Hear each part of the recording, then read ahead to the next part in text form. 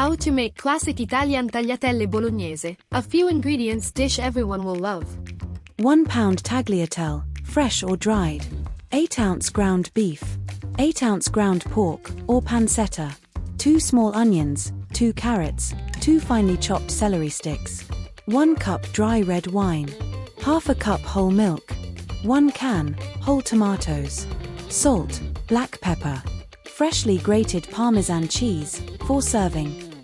In a large saucepan, add the olive oil and the veggies over medium heat and sauté until soft. Add the ground beef and pork, increase heat to medium-high and brown thoroughly, breaking up the meat with a wooden spoon, for about 8 to 10 minutes. Pour in the red wine to deglaze, scraping up browned bits. Simmer for 2 to 3 minutes. Add the tomato paste, the whole tomatoes and a liter of water.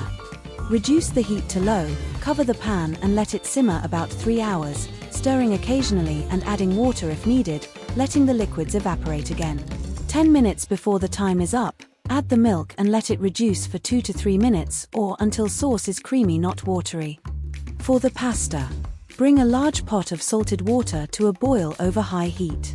For authentic al dente texture, cook for 4 to 5 minutes, stirring the pasta occasionally during cooking to prevent sticking to the pot. Taste pasta 1 minute before time is up. It should have a firm, chewy texture with a slight resistance when you bite into it. Strain the pasta once done to a colander.